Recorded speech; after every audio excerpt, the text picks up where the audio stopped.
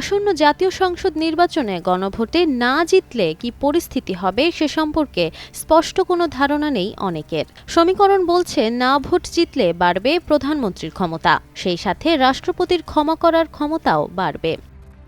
বিদ্যমান সংবিধান অনুযায়ী সব নির্বাহী কর্তৃত্ব প্রধানমন্ত্রীর হাতে ন্যস্ত থাকবে। প্রধানমন্ত্রী ও প্রধান বিচারপতি নিয়োগ ছাড়া রাষ্ট্রপতিকে অন্য যে কোনো কাজ করতে হবে প্রধানমন্ত্রীর পরামর্শ অনুযায়ী।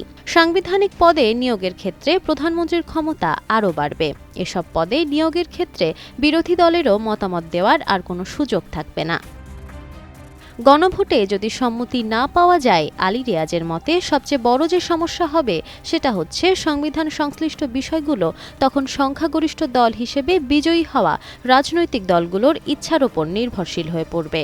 তিনি বলেন, যদিও তারা অঙ্গীকারবদ্ধ এটা বাস্তবায়ন করতে, তখন কিন্তু বাস্তবায়নের বাধ্যবাধকতার জায়গাটা দুর্বল হয়ে পড়বে। পাশাপাশি জাতীয় সংসদে নারী প্রতিনিধিত্ব অনুন্নত থাকবে। জাতীয় সংসদে দলের বিরুদ্ধে ভোটদান সহ অন্য যে কোনো বিষয়ে তারা স্বাধীনভাবে ভোট দিতে পারবেন কিনা তা নিয়েও উঠেছে প্রশ্ন।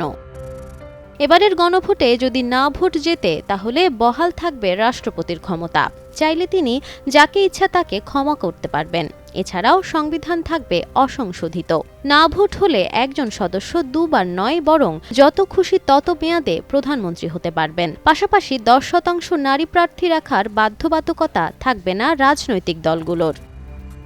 গণভোটে হ্যাঁ জয়ী হলে মোটা দাগে কতগুলো গুরুত্বপূর্ণ সংস্কার নির্ধারিত সময়ের মধ্যে বাস্তবায়ন করতে হবে ভোটে নির্বাচিত নতুন রাজনৈতিক সরকারকে।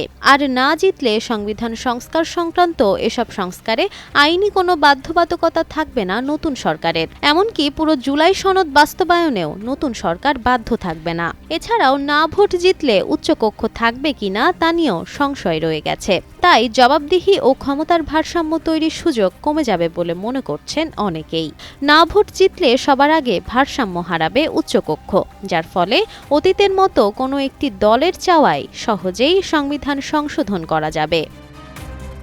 Nafisa Nawal, Times today.